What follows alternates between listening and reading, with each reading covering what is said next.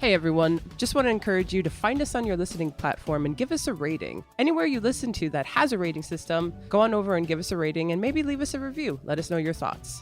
These ratings really do help. Thank you so much for listening. On to this week's episode. Dear friend, do you ever feel disconnected from your reality and nostalgic for an era that you never were alive for or experienced firsthand? Dear friend, not in the slightest. I actually only dream of the future, to be quite honest. Yeah, dear friend, I kind of think this is going nowhere. So maybe we should find different correspondence because we're so different.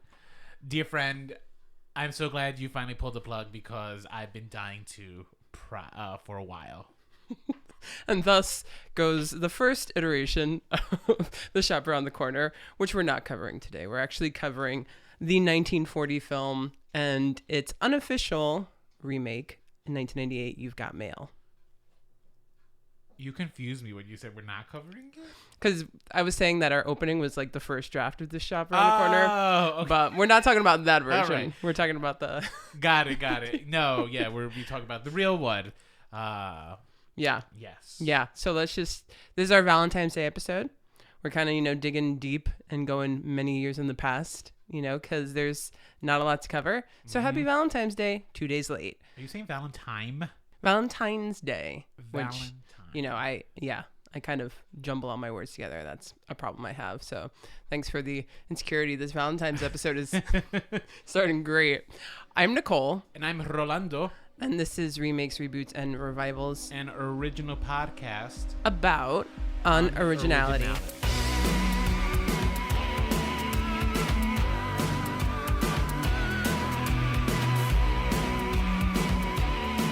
This is a very special episode because not only are we doing something that isn't like a recent topic, but we're in person. Yeah, I know. It's been a while since we've been in person. Yeah, we never do this. I think the last time we did it was like September 2021. Was it that? No, it was that long ago. Cinderella. We did it for Cinderella? We did it for Cinderella. That's a shame. Because I know, we kind of wasted it. It was. Like, Cinderella's like the worst. Yeah. What's the occasion for this one? Valentine's Day? The occasion is that Eddie and I are later attending a book event for an author that we really, really like, Grady Hendrix. And I figured, all right, I'll come a little early and we can record the episode in person. Right. So, and it's Valentine's Day. Although it's late for Valentine's Day by the time this comes out. This comes out technically on me and Eddie's anniversary. Which is like even more romantic and suppose. Appropriate for these two movies. I mean, considering we didn't do anything, like, I suppose at least it's just something. Did you give him his gift? No, it hasn't arrived yet. By the time, it won't arrive until Monday. Does he know what it is? No. Do you think he listens to this episode? He definitely did not listen to the previous episode because he has no desire to talk about Willow, which is crazy because he's the fantasy fan. He doesn't like. He thought the show was just so bad. I think it just left the sour taste. He didn't after watching the show. Yeah, like he's one episode he tapped out. He's just like, this is garbage. Yeah, this is our podcast, and even I'm gonna say don't listen to last week's episode because we could not care less about Willow. Oh, I actually got like positive feedback from last week's episode. That is wonderful to hear. I'm so happy to hear that. Yeah, I think it was mostly they enjoyed the ramblings of two mad people. That is us. Speaking of ramblings of two mad people, The Shop Around the Corner and You've Got Mail, our films today. Have you seen either of these films prior to the recording of this episode when we, watch films for? Yeah, I've seen the Shop Around the Corner. I keep saying the little shop. The Shop Around the Corner I saw, I think last year or the year before last. Okay. And this was my first time watching You've Got Mail. I've never seen You've Got Mail before. Honestly, same. My sister was like a big rom-com fan and is still a big rom-com fan. I am not. But she watched Sleepless in Seattle and You've Got Mail a lot. So she was a Tom Hanks, Meg Ryan fan. So I had seen so many scenes. Wait, I thought Sleepless in Seattle was Billy Crystal. That's When Harry Met Sally. Ah, got it. Okay. Which I do like of the Nora Ephron filmography. Wait, is she also Sleepless in Seattle? She wrote it. Maybe she directed it. Wow. I think she did direct it. She wrote When Harry Met Sally, but Rob Reiner directed it. And I think she wrote and directed Sleepless in Seattle. Then You've Got Mail. Then I think Hanging Up with Diane Keaton and a couple other people. I never saw that movie.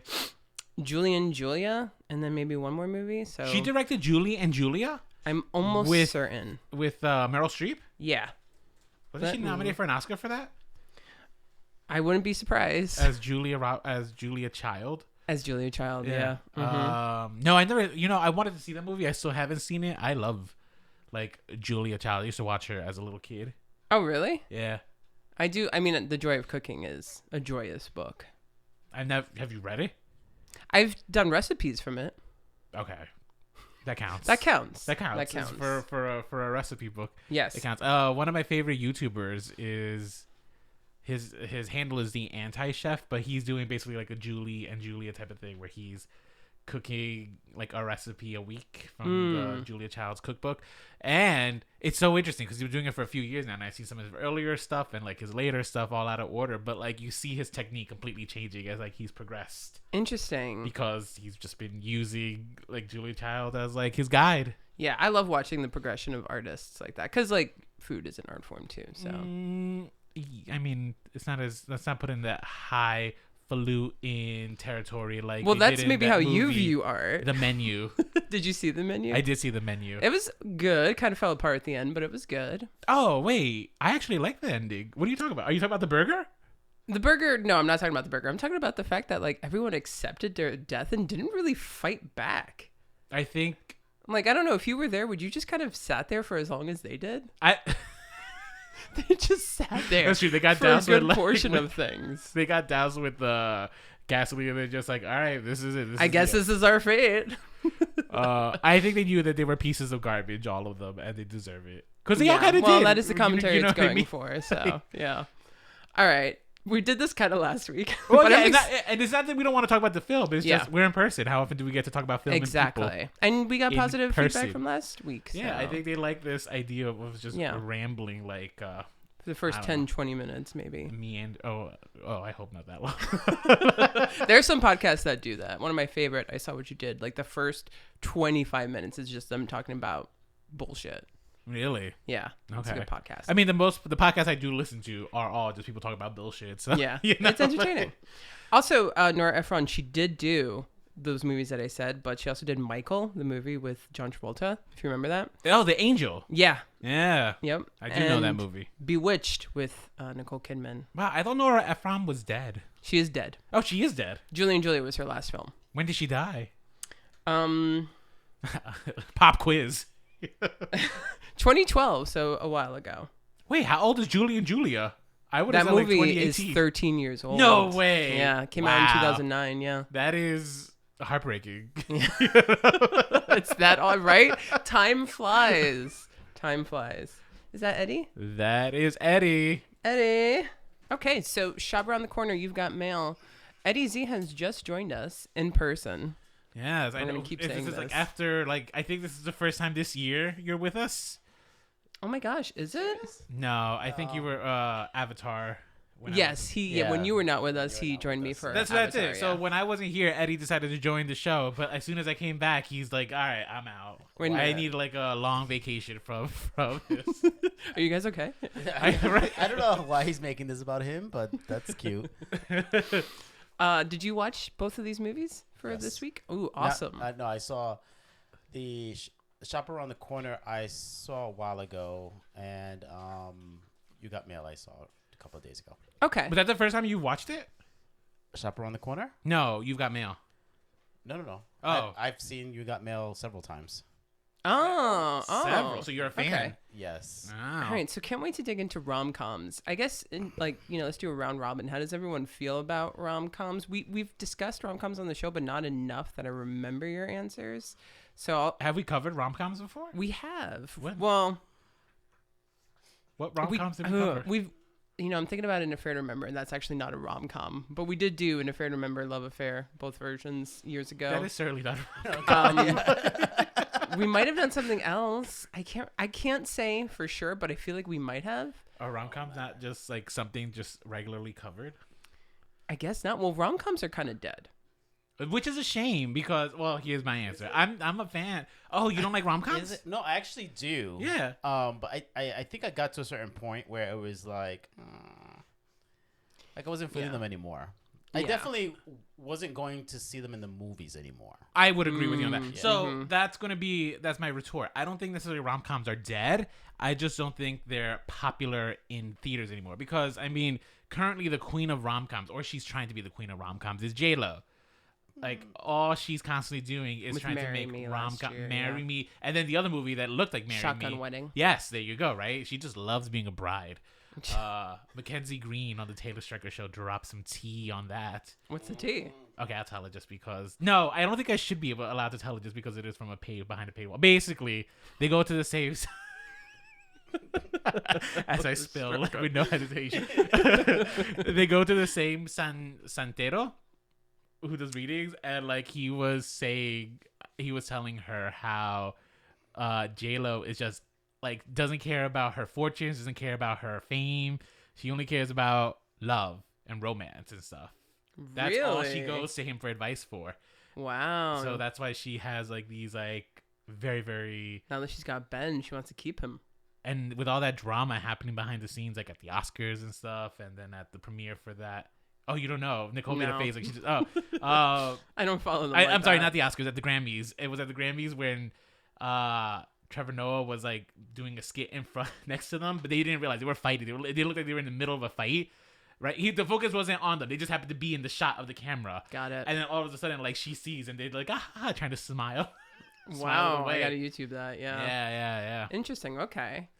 Yeah, she is definitely trying for that, which is interesting because it's kind of in a purgatory state right now. You know, like we don't know if they're alive or dead as a genre I that just don't people think- enjoy. I know, but again, I still stand by this. I just don't think they're a big movie ticket draw. But I do. You find a lot of rom-coms on. But even on streaming, service. I mean, have you guys watched Bros yet? Yes. Yes, we went I to the saw- movies. yeah, we went to the actually. You theaters, went to the I think, bro. movies? That flopped so hard. Well, it was and- also not a good movie in my opinion. But it's so funny because everyone was saying it was. I don't know, but I feel And like everyone said it was, and then Mm. I liked it, and I just wondered if I liked it because you were being told to like was, it. or I was kind of excited of to have a gay romance. Yep, that's you know, exactly screen. it. You want to So like I it. was just like, I'm going to be the most forgiving of all forgiveness at this moment. I've seen And better. and like- there were moments that I enjoyed. There were moments I found comical. There were moments that I relate to, and there were moments like, okay. I've seen better, mhm. like indie gay rom-coms Yeah. than Bros, and I think Bros was just. I just, you know what it is. Billy Eichner was kind of just annoying, Wow, really? and so it's just like I really just couldn't get. He was just not a good lead. I think Billy Mm, Eichner is great in small dosages. Okay. This was not it. For it. Interesting. So, but yeah, no, we went to see that in theaters. But I know that flopped hard. I don't think it's because it was a rom-com. I think it was because it's also a gay rom-com. There could be many reasons for it too. And also Billy Eichner, I think, would be the other Yeah. one, right? Yeah. But did Marry Me do terribly? I think Marry Me did like, It did okay for what it was. Yeah. Yeah. I think that's, and I think that's what rom-coms, all you can hope to achieve is just like, they're like horror movies. Well, what about that one with George Clooney and Julia Roberts, Ticket to Paradise? That did pretty well. There you go. Because it was a very classic formula rom-com. It's a movie I haven't seen it. Would I watch it in theaters? Probably not. Would I watch it at home streaming? Yeah, probably. Only Well, it's on because of Peacock. Oh, there you go. See, I I don't want to watch it that bad. No, it's not even. I mean, I'm paying for Peacock. I might as well watch it, right? True, yeah. But yeah, it's not. It's just like it's. But yeah, so I don't think it's a genre that's necessarily dead.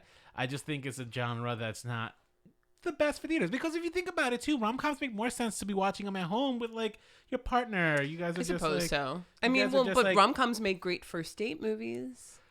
I don't think movie theaters make good first dates though. Well, it depends on if you haven't met them before. Like maybe if this is your first time meeting them, don't meet at a movie theater where you're staring at a screen for a certain amount of hours. That's the problem. That's my. But that's they're good why I would dates. say don't. No, good dates in general, sure, but Yeah. not good first. I don't think movie dates are good dates as like your first date. It depends. It but just yeah. it just prevents you from like actually talking. You're just watching a screen. Well, no. Well, back in the day too. And we're getting a little off topic. I'm going to bring us on. It's topic Valentine's soon. Day. But back in the day, people would make a whole thing out of it where it's like you go see a movie and then you go for a meal and you spend a lot of time together based on like also how good was the movie, you know, like what do you do after? Do you talk a lot about it and engage In kind of this like back economy? and forth? Hey man, Wendy's is still pretty affordable. No, now it's Netflix and chill. You go over, pick a movie on Netflix and you know. Chill. Yeah. Yeah, sure. Eddie, do you like rom-coms? I still do. I still do. I still kind of like. I remember though, like some of my favorites are Sandra Bullock ones, like Love her. While You Were Sleeping. Good one. Very much love that one. Is that Nora Ephron too? I feel No, like. it is not. No, wow. It is not. Okay. Yeah, she didn't make that many. And yeah, so I was very much a big fan. Even Meg Ryan stuff, like she was. You the queen Got of it. Mail, Sleepless in Seattle, Mm-hmm. and When Harry what was Met it? Sally. And Harry Met Sally. So Yeah. those were classics. I remember as a little kid being very much fascinated with Meg Ryan. I always thought she was like the ultimate sweetheart girl next door. Always had that sunshineness in her performance. Yeah. You know, that innocence, but still yet wrapped up with a little bit of strength. Never quite dethroned Julia Roberts in the 90s as being America's Sweethearts, but was like a quick rival or like a worthy rival to that title, I think. Was Julia Roberts rom-coms? Yes. Yeah, My Best Friend's Wedding. That's true. That was That's a like one of rom-com. my favorites, actually. Oh, one of my 'Cause she's favorites. such an asshole. Yeah, she's kind of the worst in that one. One of these guys I follow on TikTok, he was ranking the best movie based off of the state it's set in. So every state had its best one. New Jersey's was... Don't say Garden State. No, that's what I was afraid of too. That's so funny. God. That was my reaction. I'm just like, oh, it's going to be Garden State, isn't it? It was The Wedding Singer, which I was like, you know what? All right. Okay, sure. I It's like that better. better. Drew Barrymore is a very good example of a rom-com queen. Yeah, I was going to say, like, the one that comes to mind for me is not Drew Barrymore. Reese Witherspoon. Okay. As a rom-com I don't queen. She was doing a lot of rom-coms. She was. I don't really care Sweet for Home her. Alabama. Yeah, I don't like that movie. Personally. Yeah, you know, I don't. Like I don't either, look. but I don't. I'm Legally not saying that Blonde- I like them either, but I'm just saying that she I like for the Legally aughts, Blonde. she came in for those. Is Yeah. Legally Blonde a Yeah, I'm trying rom-com? to think because It- it kind of like kinda she is, ends up with yeah. him, but it's not like that was the whole driving force. Yeah, because yeah. Clueless also Yeah. ended up on that list of movies for the state of California, for example. I'm just like, is that a rom-com? Because Clueless is more like a teen comedy High school movie. than it is. Yeah, than Yeah. it is romance. Like the romance wasn't even like front and center in that storyline. Yeah. See, rom-coms for me, they're either like a hit or a miss, but like pretty strong on both ends, like a strong hit or a strong miss. Mm-hmm.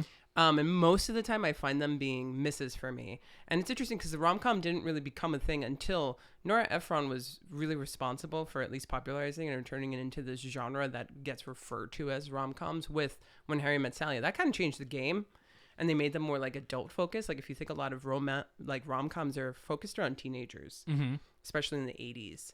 And so after that, in the 90s, all these movies we're talking about, 90s, 2000s, and early 2010s is when it happened. So it's actually only like a 25 year span of these genre existing, if we think that it's something that is dead. Before that, they had what they referred to as women's films.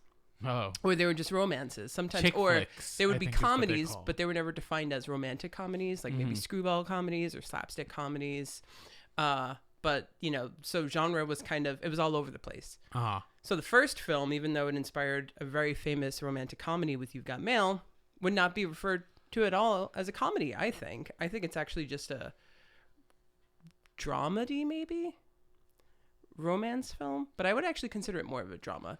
really? Yeah, I would. I don't know if I would Personally, consider... I would. I mean, it's funny and it's charming, but I have my thoughts about it. Okay, so the first one we're talking about is A Shop Around the Corner, which was made by a man named Ernst Lubitsch, whom I very much love. He's known for his later films. These later films include films like Ninochka, which, you know, the famous tagline was that it had Greta Garbo in it, and it's Garbo laughs. You know, it's something she never did. And that was a romantic comedy. Yeah. To Be or Not to Be, which also got remade with Mel Brooks and Anne Bancroft. That could have been a good contender for today. Heaven Can Wait. Clooney Brown. I prefer his earlier films, like Trouble in Paradise, Designed for Living. So good. It's a very highly scandal pre-code movie about a woman in a relationship with two men. Oh, okay. Scandal. It's so good. So this is though his later film. This is During the Code, and this is not even his script, which is why to me this is a very different type of Lubitsch film. Mm-hmm. It's based on a play, and the play, it's a Hungarian play. I think the original title is it's called Parfume. I don't know how to quite say it right, but I think it's Perfumery by Miklos Laszlo. Like a perfume, like they used to sell perfume in I that think one? yeah. So the original Instead of play was leather. based on like the store was perhaps based on that title. Maybe they sold perfume, Uh-huh. but they adapted it so that they kind of sold a wide variety of tchotchkes essentially in the Mhm. Americanized version. Right. The play was from 1937. The film takes place in the film is in 1940, but I think the film is supposed to be like contemporary Hungary, which The shop It's- around the corner. yeah. Yeah, no, they say it's like it's like in, isn't it? I forgot what city, but it's like in Hungary. I think probably Budapest. Oh, it is in Budapest, which yeah. I thought was. I remember when I was watching this, like by the end, I'm just like, why was it set in Budapest? Like, Yeah, like, so many of not these one. older films, they take place in Germany or something. They all speak English. Yeah. It doesn't look anything or feel anything like it. Maybe a couple of characters that they put in there to give it that like feel. But it's also like during this time, World War II was happening, and Hungary was very much influenced by the events surrounding it. I think even though they weren't directly involved with the war, they were like letting Polish immigrants into their country and stuff. So it's not accurate as to what Hungary was like in 1940, Mhm. but thus, maybe 3 years earlier in 1937 when things were quiet. Okay, so this movie is about two workers at a shop in Budapest, Yes, and they are both corresponding with someone that they feel incredibly connected to they met in the via personals. mail. Yeah, they met in the personals. Right. They just exchanged letters, handwritten letters, and they both are kind of lonely people. And this is why I think I like this movie so much, is because there's actually at the core of this movie's kind of sad, and the fact that there are so many people who are like struggling with loneliness, and also kind of like, I mean, I'm not going to say like this, they're all having these existential crises and stuff, but kind of like midlife crises, or at least like crises of the self in subtle ways, but it's there. And there's a couple of scenes I'll point out, but these two, this is his life. James Stewart is definitely the main character. It's like his movie, and his character's name is Alfred Kralik, referred to a lot of the times as Kralik. And he's kind of like the second in command at the store. His boss, Henry Morgan, Mr. Matashek. You remember the names? Yeah. I saw this 2 days ago. Was that your first time watching it? No, this was my first time though in like 10, 15 years maybe. So I had seen it a long time ago. Got it. Yeah, he works for Mr. Matachek, and he's like a second in command. And throughout the movie, there seems to be some tension between them, but like this is his most trusted long-term employee. They just recently hired a girl played by Margaret Sullivan, and her name is Novak. And oh my gosh, she's so great. I love her. You could chime in if you have any thoughts. I mean, yeah, she was. Don't. I'm still still pretending like we're on the computer where like there's a delay. No, she was fine. She was fine. I thought, you know what it is? You know me and like that, those accents. What accent? Those, Trans-American accent? transatlantic Transcontinental? yeah, like it was like, it's so annoying to watch. It was annoying to watch the movie. As cute as it was just like, good God. Wow, I never really was like, wow, listen to that transcontinental accent with her. I didn't think it was like All as of them. prominent as Katharine Hepburn. Oh, no, Katharine Hepburn is, I'm sure, the queen. Yeah, her and Cary Grant are huge on that. But James Stewart has a very American. He has a good annoying Accent. voice.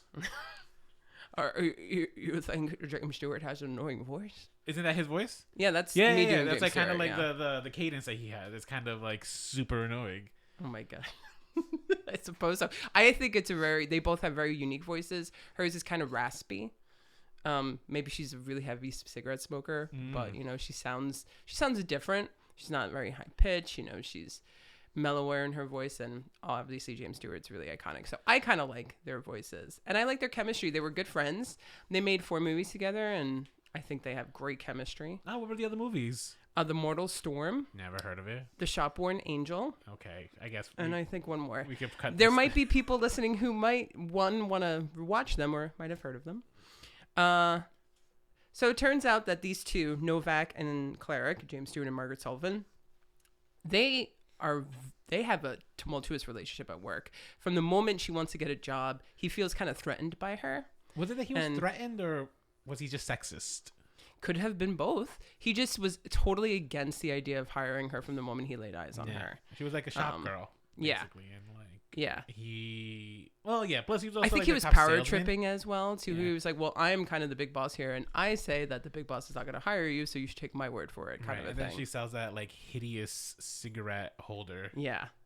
Relabels it as a candy holder or something. Yeah, she gets smart and like says, hey, this is great, and lies to the customer about it, and they buy it. Right. Both ways, literally and physically. Oh, you want me to move it? Yeah, Should I? he's He might pee on it. Nah, Nico might, but Oh, okay. Hi, boo.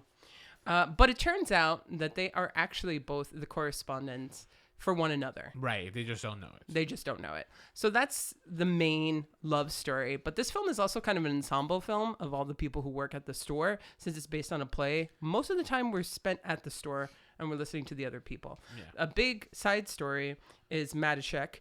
He, like I said, he's feeling conflicted, or there seems to be some sort of tension between him and Kralik, to the point where then he fires Kralik, and we find out it's because he feels that Kralik was having an affair with his wife. Right.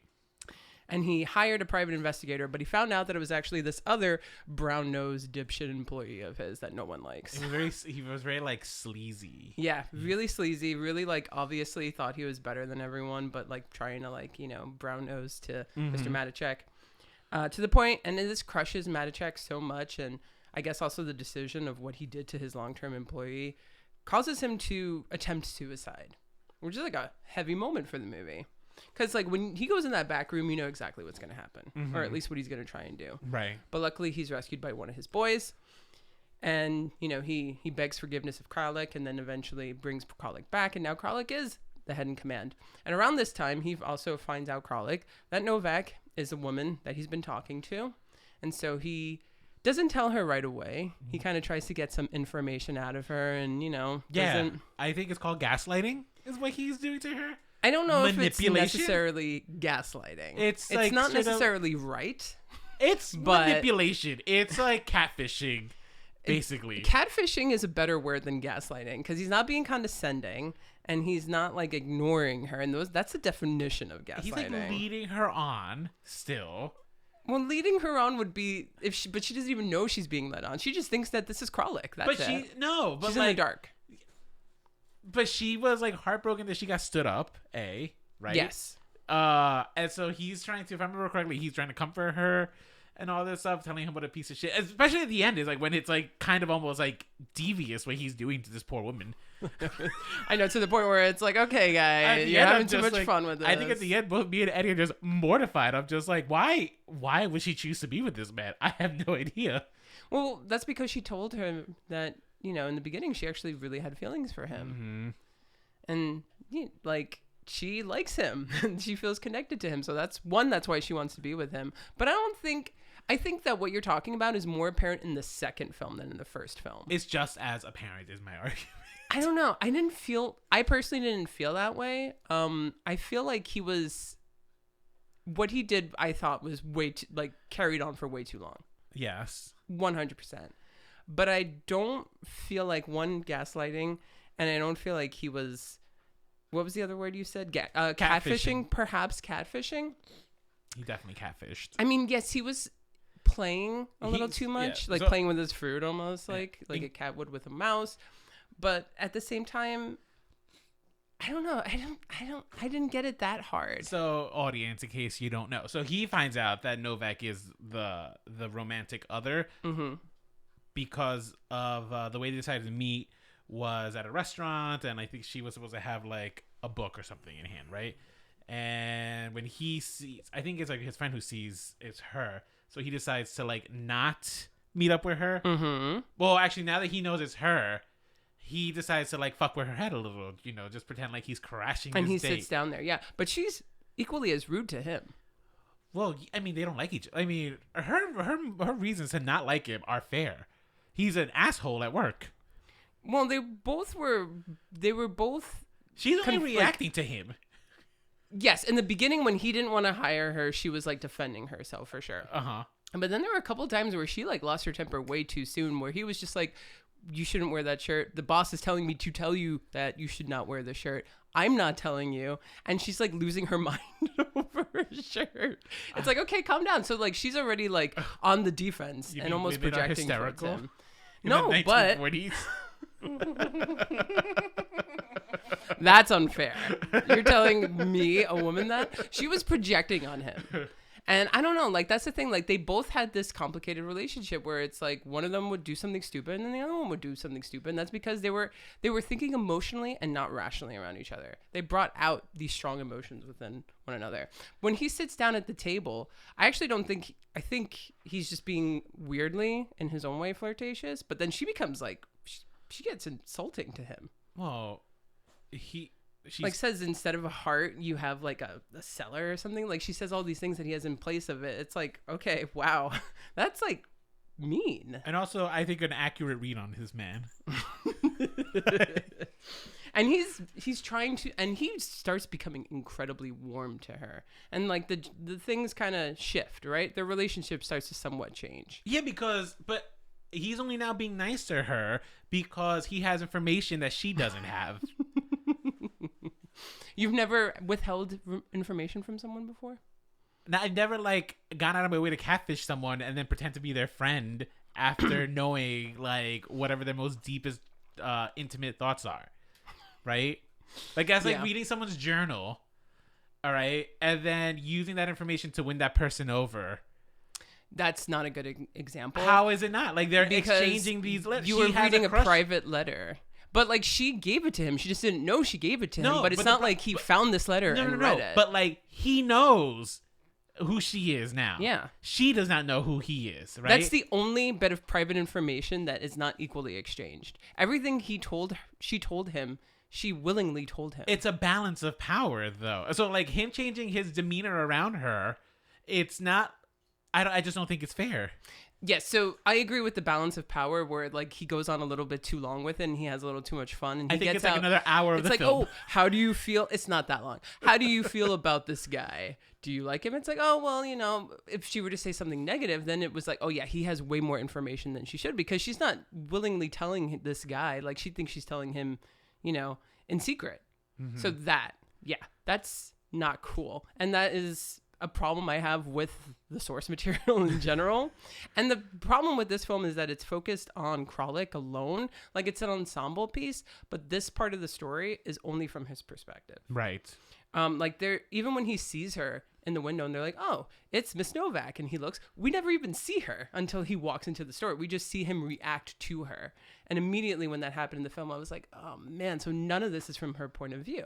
That was kind of a bummer for me, especially because I really enjoyed her. And I don't know.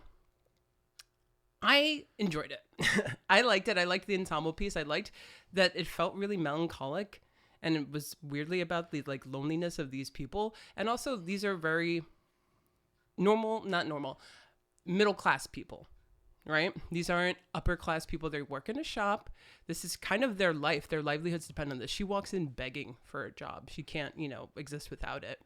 The one guy who rescues Matichek, he uses it as a way to get up in the job. Like everyone is very dependent on this because they go together to it's their Christmas livelihood. dinner. Yes, they go together to the Christmas dinner and stuff. Which I thought was Which sweet. I actually was one of my favorite moments. It was. I would agree. That's like one of the nicer parts of this film. Yeah, like not wanting to be alone and to spend it with someone that you connect with and stuff. So like, these are people who don't have much.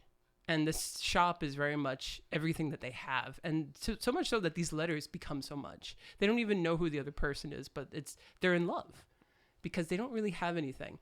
There's something to that we can't connect with all these years later, 80 years later. But that to me, I feel I romanticize when I watch it because I'm like, oh, wow, I know nothing about this life. But what a nice demonstration or what a nice show of what life used to be like that, you know, I feel kind of In nostalgic for, even though I never 1940s existed Budapest. in it. I know, but it's so sweet. What's wrong with wanting to romanticize 1940s Budapest? What's wrong with that? Wasn't it bombed by Germany by this point? Like, Hungary was not involved in the war. It Were aided they- immigrants, were they- but they weren't like one of the So they were powers. neutral? They were relatively. Not every single country in Europe was involved in World War II. if they were neutral, that means they were anti-American, as far as I'm concerned. That is the most Just American like, thing just you've like ever the said. Irish, Yes. you know. Yes, as I Not roll my picking eyes. sides. You picked a side. It's not us. Trump 2024, baby. Yeah, I don't. You know, it's because we saw this when I saw this film. It was for Your movie club? the movie club, and it was Yeah. like it was like one of the guys' Christmas pick, like, right, because it was deemed a Christmas movie. I guess it does. A lot of it does take place. It definitely ends in Christmas, and it's a shop. But I remember my main reactions being is just like, why was this? I don't know why it take place in Budapest. Just make it New York City. It's such a it's the most nondescript backdrop of like the entire thing, but they were so insistent and they kept dropping. It's like Budapest. It's just like, why are we doing this to ourselves? I didn't like, that imbalance of power that Kralik had. I just was not a fan of, and I think by the end of it kind of left a sour taste in my mouth, especially at the end when like she is confessing that she has feelings for Kralik and stuff. She has like this conflict, right? She has these feelings for one man while revealing that she also has feelings for this other man that she's writing letters to. And it's just like, you're making this woman go through this turmoil for your amusement at this point. Wow, that comes really into play in the next movie. Oh yeah, no, like 1,000,000% for sure in the next film. I think luckily for a lot less time. Too much time, I would argue. In the later film or in the current film we're talking about, like that it happens for an extended period of time or a shorter I think it was period like of time? for I think it was only for like a couple days. No, but like screen time wise. Okay. Like screen time wise, like it's a good chunk of the movie. It's like almost half the film when like he finds out and like he has this over her. I think I'm gonna have to say no on that. And How I long don't think do you it's think? like more than half of the film. I don't think it's half of the film. I think it's only like the movie is an hour and 40 minutes. It's long. relatively short. I think it's probably only for 20, maybe 25 minutes of the movie. Because it has to also be- it's interspersed with other moments with like stuff that's happening at the shop and stuff. We have this whole ensemble cast that we keep cutting he back gets and forth fired with. after he finds out. Like it's not. This is still like early. No, he got fired before he found out. And then that night he went because both of them wanted off that night, right? And then that's what set Mr. Matichak off, and then he fired him that night. And then he was like, I can't go Right. They meet were her all now. stuck late for work. Yeah. Yeah, he's like, I can't meet her now. Like, And so- I'm right, a fucking right, mess. I right. don't even have a job. That's still the halfway point of the film. Like, No, it's not. because there was the gun shot, the gun moment in the inside the shop, right? Mm-hmm. Doesn't this guy the cheater get fired also dramatically?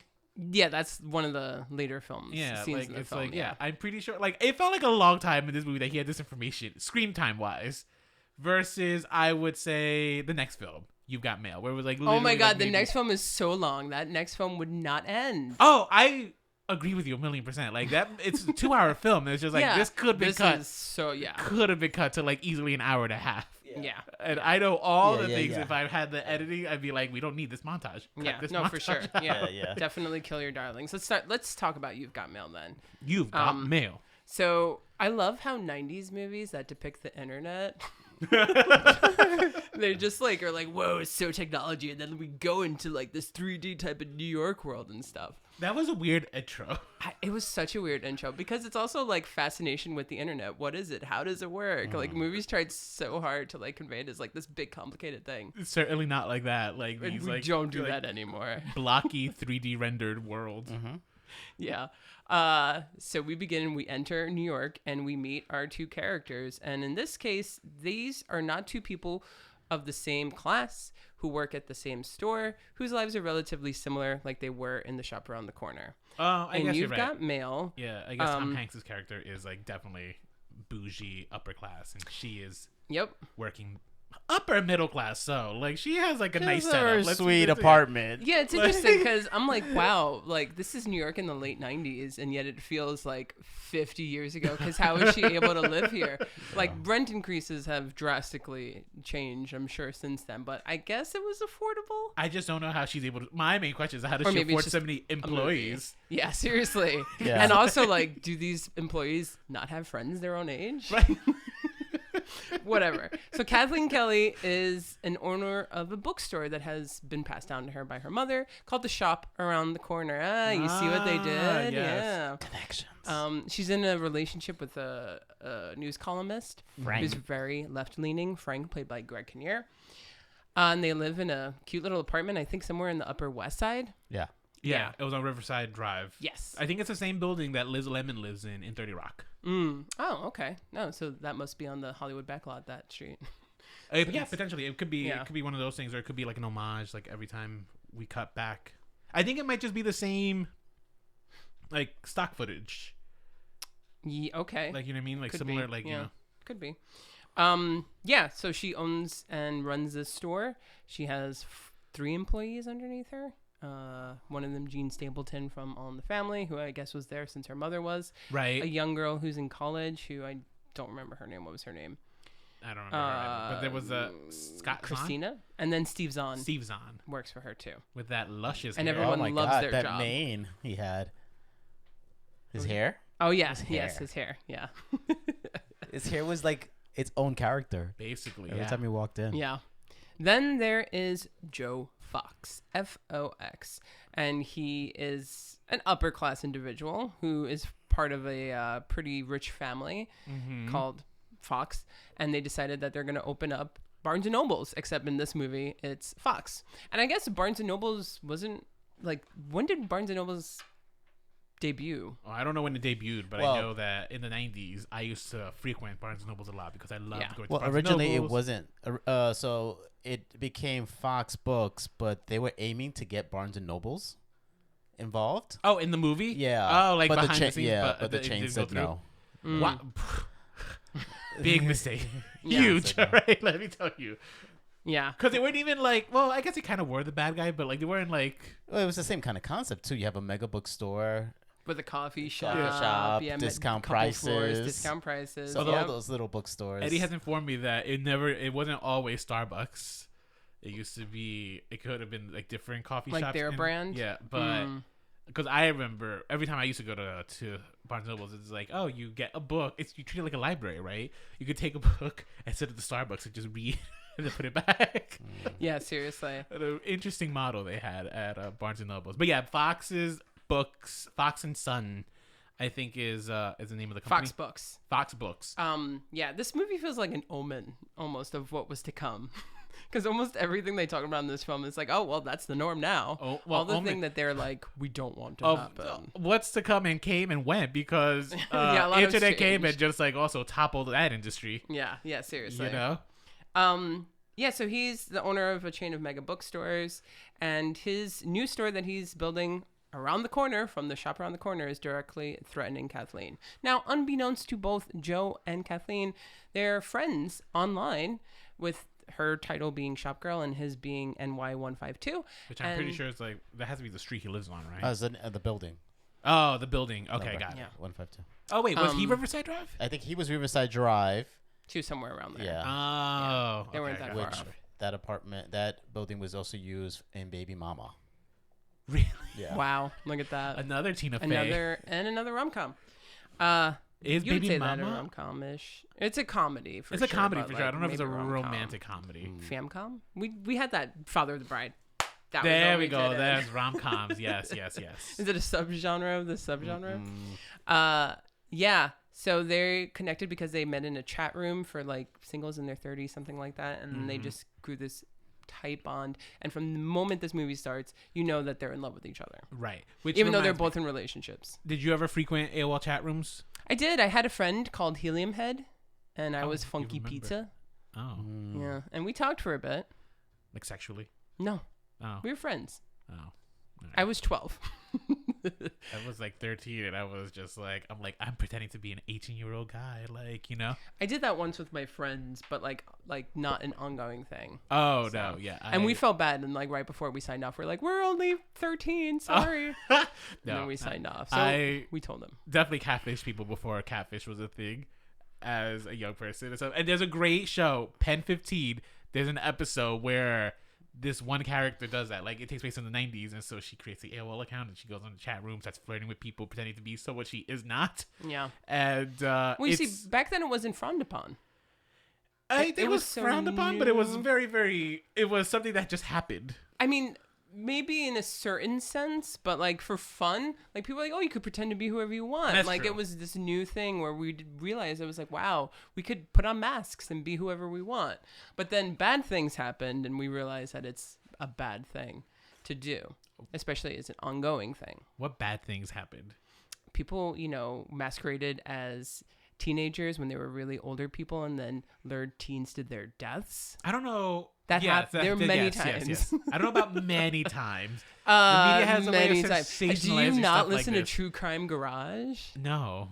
Well, then if you I want to try hear not of many cases, you could go there. I believe that the media sensationalizes these things. Yeah, it does happen, but like it's a small percentage. People die, Rolando. And And people die- get murdered. People die all the time. And that's people what get happens. murdered all the time. People get murdered all the time. It's in America. But the media it's like it's a sensationalizes normal. it. It's a mass shooting.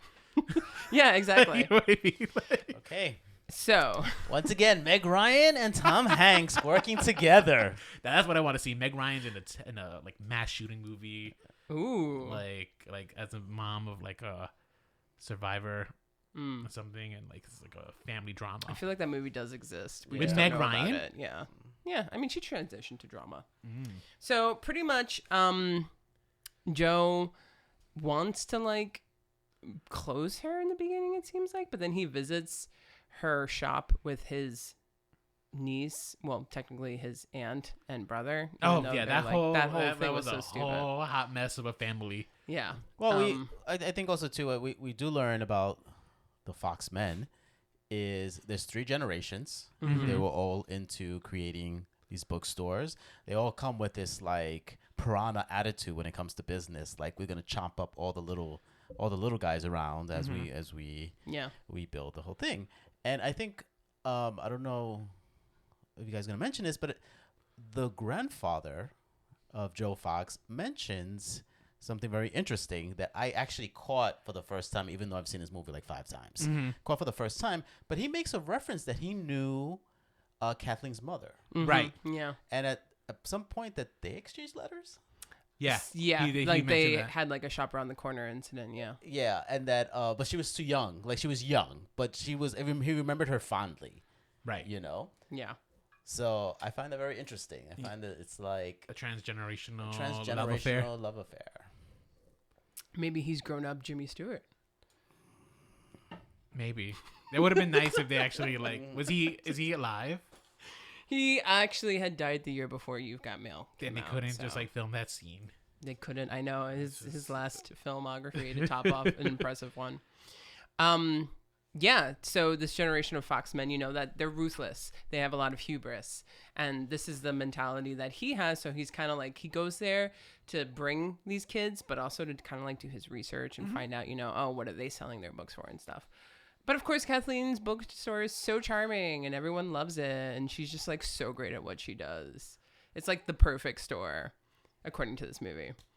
So it's like, why would you want to close this down? What's wrong with you, Tom Hanks? It was The tone of the an movie. annoying store, in my opinion. Yeah. I think it was annoying. It was almost like too peachy keen.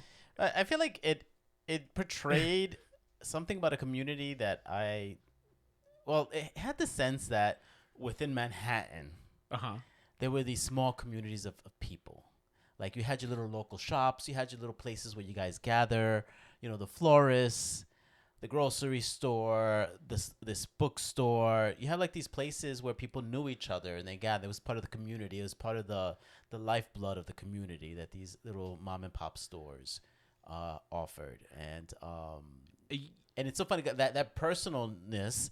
I don't identify with the city at all. Oh no, right, You know, exactly. Yeah. That's what like not this what I movie know. was trying to really preach this idea of like New York City is like this beautiful place with like these small shops and like small indie artisan type of places, and it's just again times do change, but like big box stores won and then they lost to the internet, right? Like now it's like every other block is a Starbucks, right? Yeah.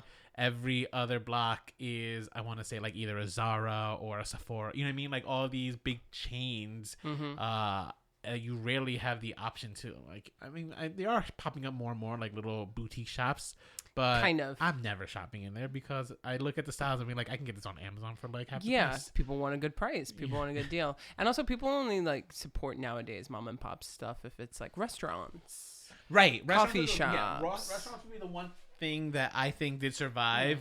Like no one wants to go to Applebee's Olive Garden. or Olive Garden, yeah. Like, you know, like in the city. yeah, like people who you don't want to be the type of people who go there pretty Exactly, much. Like no. you want to go to cool places. Or interesting thing, like mom and pops just existing in cyberspace, like having these small businesses, but then don't have a real location that you can go to, but they have an online location where Like you an order Etsy from. thing. Yeah, right? okay, Etsy, Yeah. You know, Support local Joe's Natural business. Honey, Organic Honey, all these kind of things that, you know, Yeah.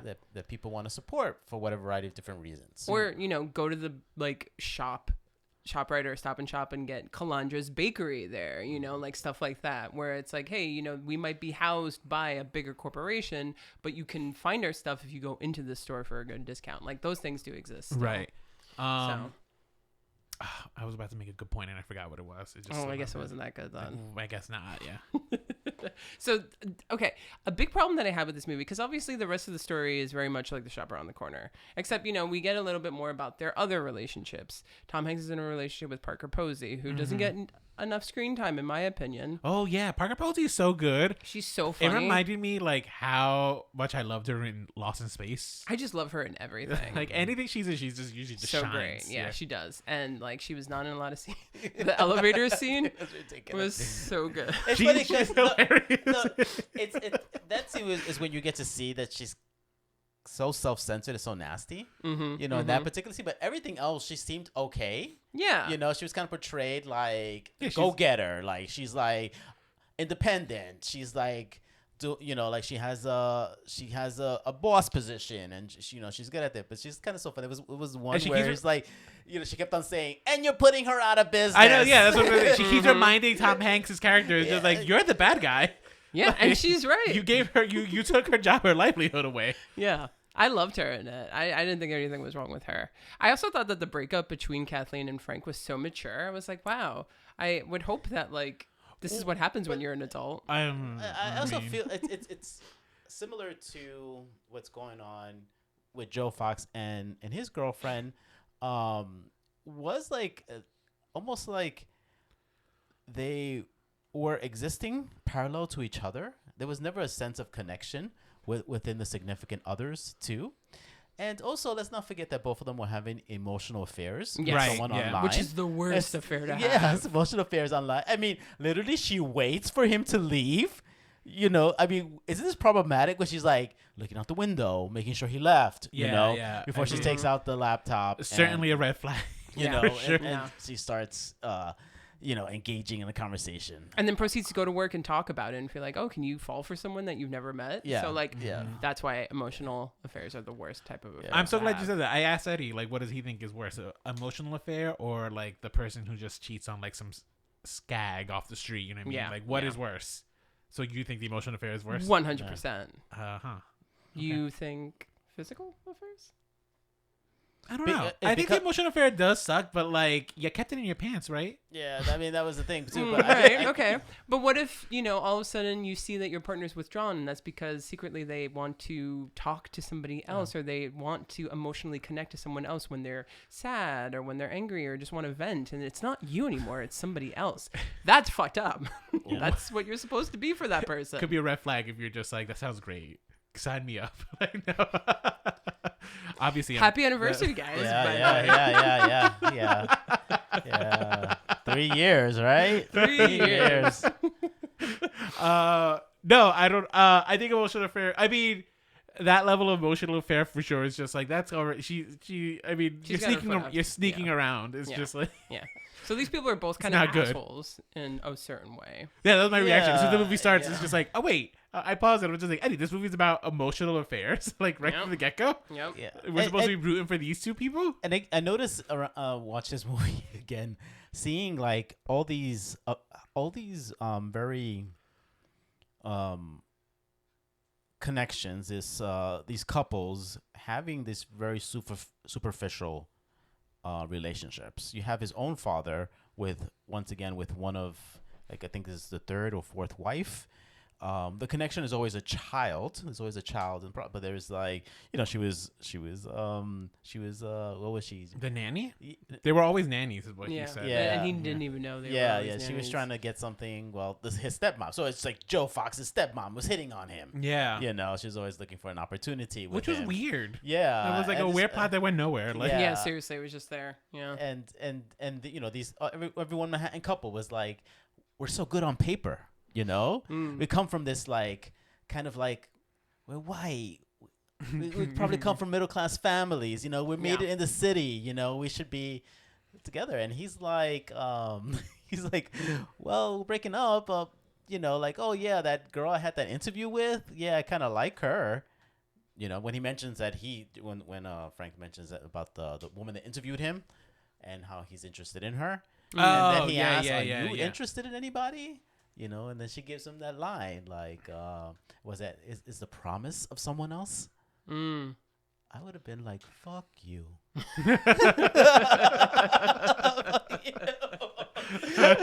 Like looking back on, like, see this movie again as like a full grown adult who've had relationships. I'm like, don't romanticize it so much, and I'm like, these people are kind of a little fucked up in how they like treat each other a little bit here. No, for sure. Yes. I mean, ultimately, both these couples, I just don't see them making it long term. I give them like a good solid each, like 3 years. But there's no way, like, and I'm talking about both. James Stewart, Margaret Sullivan, And Tom these Hanks, characters, yeah. they just don't have the legs to like last long term, in my opinion. So there's a big thing about that relationship that I want to point out, but like I also want to say that these people are kind of assholes.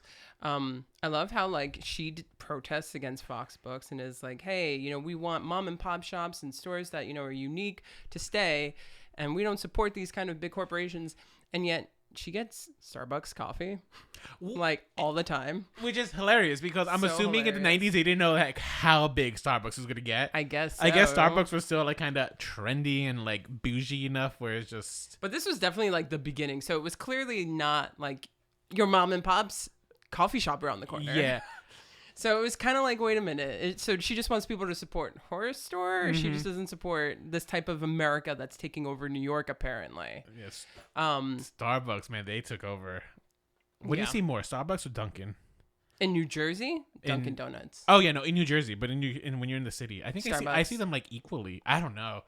Like McDonald's probably more than anything. Oh, that's so interesting. I don't see as many McDonald's as I used to. Oh. I used to feel like I saw them all the time. Now it's either a Dunkin' or a Starbucks. Yeah, I mean they chains are everywhere in New York. It's kind of Here we were saying it's absurd. just like food, like we talk about real food, not like little snacky food. Like little snacky food, you're gonna still find like your chains everywhere. yes, and you can still find your hot dog stands and falafel stands and whatnot. And they're all probably owned by the same one corporation. You know that? Right? Maybe. A big thing though is that, like I said, these are people of two different classes in a way. Even though I do think Meg Ryan is upper middle class, but like barely. Yeah, okay, so could you fall in love with someone, without seeing their face and connecting with them emotionally? Cool. What if then you found out that person kind of represented something that you were against? Does that matter anymore? Or does, now that you've seen who the person really is that what triumphs over the other thing? So you correspond with someone and you're like, wow, I really connect with them. They understand me. They're so funny, blah, blah, blah. And then you find out that they're a Republican. Deal breaker. Yeah, no.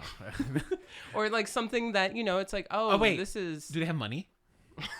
Well, that's the thing. Well, yeah. In this situation, then maybe they have, Like, they have more money than you. You're Republican. I was just like, okay, but there's money. Yeah, but they're the reason that maybe you say lost your job or lost your business. Does then that become a deal breaker? Isn't then by me sleeping with the enemy, me winning and like taking their money and then divorcing and getting half of that money? That seems like true. the long con. Could be that could be a long con. The good win. And also, when you were corresponding with them, they knew that you were that person, but That's you true. didn't know, and they kind of strung you along for a long time. It was and I was thinking about it. This was also half the film. Yes, Like, this was way longer than in the original film. Then, I wonder, do we stick? Are we seeing these? Well, I'm speaking about the Meg Ryan character here. Mm-hmm. Does she stick to her principles? Is because it's all that she's known. The shop is all that she's known, and then it's connected to her relationship with her mother. Yeah. And losing her mother, and then like her becoming the woman that she is, because of her mother and also without her mother, too.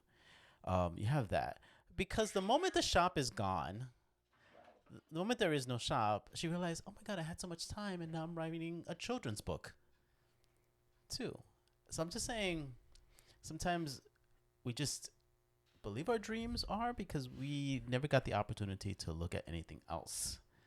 And then we'll stick to our guns about certain things because we're afraid of these other things affecting our livelihood or affecting, who we are. Mm-hmm. Never giving them a chance of, or never recognizing that maybe this is just how the world is going to go in this direction. And I have to evolve, or I get caught up in it, and it'll destroy me in some way. Yeah, that's an interesting point that you bring up too, because this movie almost kind of has this thing where it's like, hey, we need everything to slow down. Technology is moving too fast. Like the whole Greg Kinnear character is like, typewriters and. We don't want computers. These things ruin us and all this stuff. And it's like, honey, that's the future. It is, like, get right. with it, or you got to be a shark. You got to be constantly moving, or you'll die. But this movie kind of doesn't want to admit that. Yeah.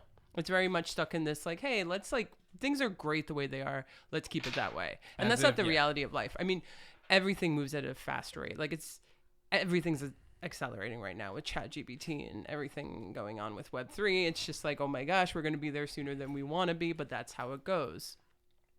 So that's an interesting. Sooner than we want to be? I don't know. I think it's just like, well, to define what we want to be. Get for me sure, there but faster.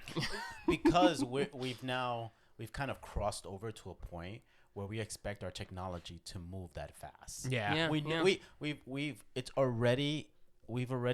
in a paradigm where we know technology is going to move much faster than we're going to be able to keep up. And I may not totally get there, but I know at least that the next generation after is going to get at least to this point and understand this point, but then it's still going to move faster than they, for sure. So it's that. But this is like, it's funny because the actress Meg Ryan was, well, when I was making the movie, this was the first time I actually bought a computer and used email, so it's kind of funny to think. That is funny. Yeah. Wow. So That's crazy. can I do at least a couple of fun facts Sure. that I learned about this movie? Sure. Wait, hold on, but before Okay. before we close it up with the fun fact things, do you guys connect to the fact that here's a woman who owned a store, passed down by her mother, falling in love with the man who is responsible for closing it? As a rom-com, did you find that troublesome? Did it prevent you from connecting with the movie further? Did it reduce, like, okay, this was an A+ movie and now it's kind of like a B or something? Like, how do you guys feel about that? Because that's kind of, for me, huge. And that's a major thing that is the change from the original. Because they're kind of equals in the original. They are not that in this film. Yeah. So before he knew who she was, he did warn, and he's right. It's not personal. It's business.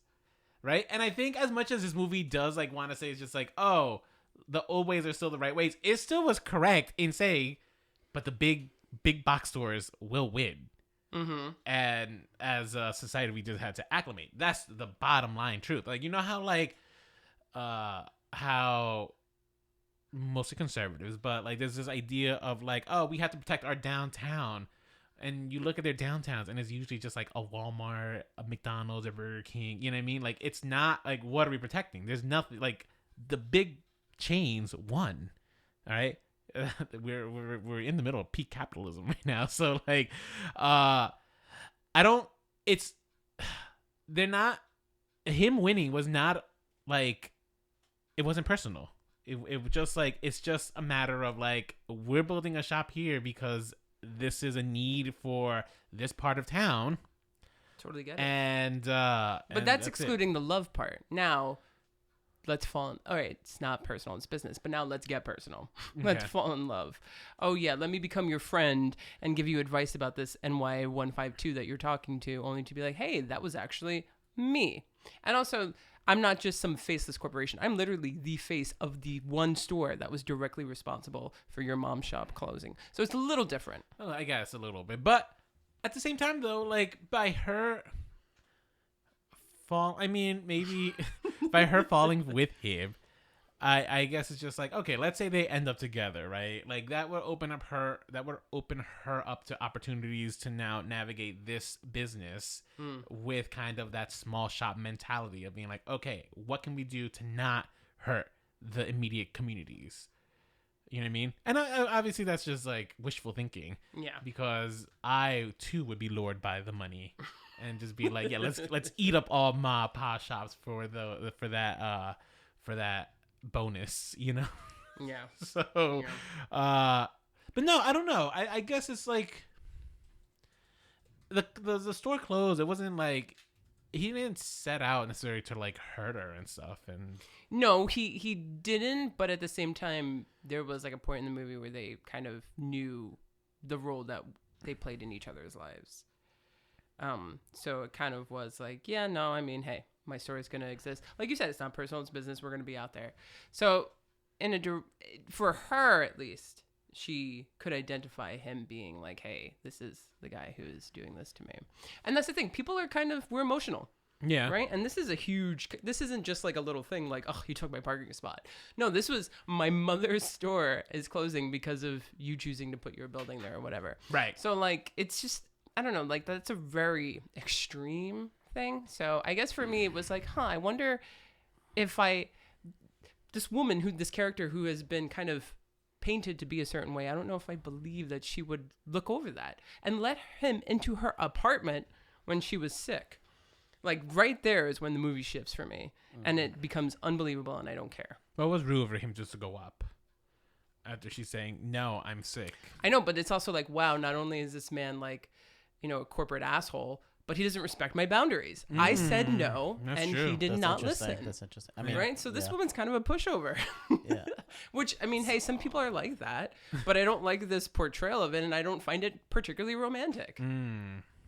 Okay. Yeah, no, good point.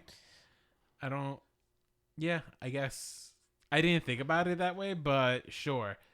But I don't know. I'm also just like, I would have been seduced easily by like the family has also 3 boats. And I do not find Tom Hanks. I'm so charming. Over Tom Hanks at this point. Okay. Last year really did it for me, but yeah. Pinocchio really like so. I think they cast Tom Hanks too because he's kind of like the contemporary Jimmy Stewart. There's no comparison for me. They both have annoying voices, and yet I think Jimmy Stewart is 1,000 times more charming and a better actor than Tom Hanks is. Whoa. All right. Unpopular opinion on that. I don't know about that. I would love to hear from people on that one. Eddie, what are your fun facts? Okay, fun facts. Shutting me up, I guess. Did you have something to say? I actually did not, no. This was a second chance for Dave Chappelle to work with Tom Hanks. He originally got offered the role of Bubba Gump in the Forrest Gump movie. Dave Chappelle was in Forrest Gump? No, he was offered the role. Oh, but he turned it down. He turned it down. Or he couldn't. And then he got this role to work with Tom Hanks. Yeah, how do I feel? Dave Chappelle, I didn't realize he was acting. Like, you know what I mean? Mm-hmm. I thought he was just a stand-up comedian. Yeah, he was in Robin Hood Men in Tights. I think he was like... He was in Robin Hood Men in... he was a Chew. Is he Little... Who? He was a Chew. A Chew? I don't remember this character. He wasn't Little John. No, Little John was some big white guy. I don't remember Men in Tights that well. I watched it a lot growing up, but yeah, no, he was an actor. He was in something else, and then he got a show, and he really just focused on that for a bit. What other fun facts you got? Eddie Z. Well, there actually is another movie like this. Like this movie? In the good old summertime? Yeah, that Judy Yeah. Garland's in. So I wanted for us to do the 3 films, but I knew Rolando would not be happy about it. And I just didn't want to hear him shit on the movie. Is I it knew actually, a yeah, 3 yeah. hour? Is it a 3 No, hour it's only musical? like an hour and a half, but Oh it's my with her God. and Van Johnson. And Liza Minnelli makes a little appearance at the end, but it's a musical version Ugh. of The Shop Around the Corner. But in this film, it's a music store. Yeah, it's a music star. Oh, So, God. and remember when we did our Christmas episode, the Christmas covers, and I Yeah. said there's this Judy Garland song called "Merry Christmas." That's the film from where it's from. Mm. Have Yourself a Merry Little Christmas. No. Have Yourself a Merry Little Christmas is from Meet Me in St. Louis. But remember, well, maybe you don't remember, that I said that after the success of that song, they wrote her another Christmas song for a musical that's years right. later. The one that That's Judy in the not good Judy old Garland, summertime. The one that this one. Bette covered. Midler covered. Yes, Yeah. yes, I do remember. Yeah, because I was wondering.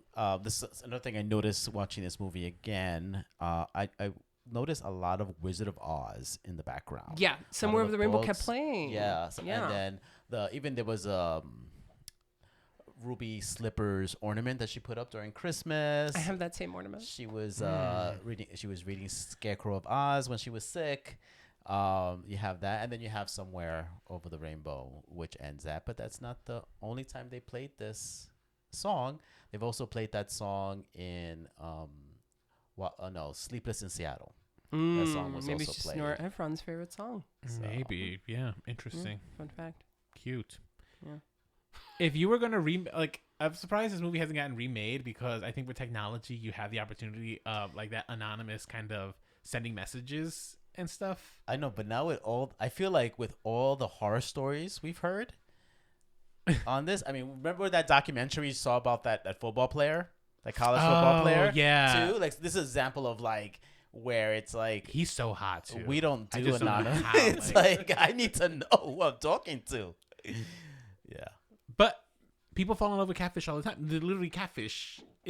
Yeah. It's a TV Yeah. show. Mm-hmm. So I don't know. I still feel like there's an opportunity for like a modern take on this idea of sending correspondences to someone and falling in love, not realizing that person you're falling in love with is this person that you don't get along with in the real world. Interesting. Yeah. Can we just like take a moment and realize that Sandra Bullock and Keanu Reeves did something similar to this? Hey, you talking about the lake house? The Lake House. Okay. I never Where, saw that movie. where the twist is time travel, Oh. Yeah. where they're like a Wait, decade did you just apart. ruin the movie for me? I think the trailer ruins that. For Yeah, the trailer does. It does. The trailer does. I mean, Sandra Bullock, I'm there. Yeah. Even for Keanu Reeves. John Wick, man. No. This is pre John Wick. This is like meandering. I'm not bothered by Keanu Keanu. Reeves. Like this is Keanu Reeves before he found his like niche. Yeah, I like Keanu. I don't dislike him. I'm just saying. It's just like, but I don't like the Matrix, for example. Yeah, no, me neither. But on that note, happy Valentine's Day. Happy anniversary to Rolando and Eddie. Thank you. I'm glad I could spend the day with you. Well, the day you. before. The And eve. thank you of for the listening. anniversary. Yes. Thank you for listening if you've made it this far. What did you think? Have you seen either films? If you have any thoughts or comments you'd like to share, this is the way that you can reach out to us.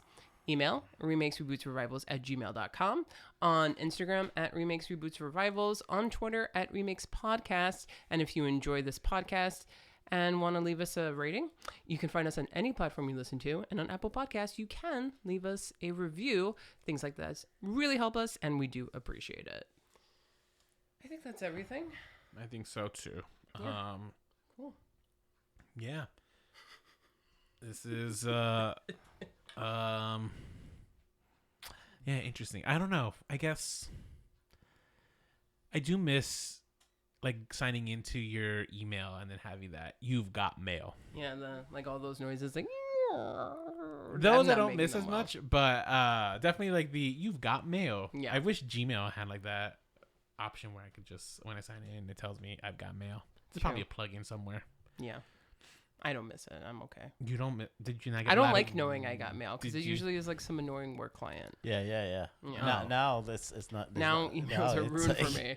'Cause You they got email 250 anytime. Yeah, seriously. emails waiting for you on your inbox, Or just Grubhub wanting you to order food. And it's like, leave me alone. Wow. and every of You're so those, cynical. and half of those emails always start with "as per our last email." Yes. Oh my God. That's my favorite way to respond to people though, Oh my god. when they don't listen. Someone recently Yeah. gave me that kind of remark, and it was one of those moments where, wow, it's been a long time, and my blood started boiling.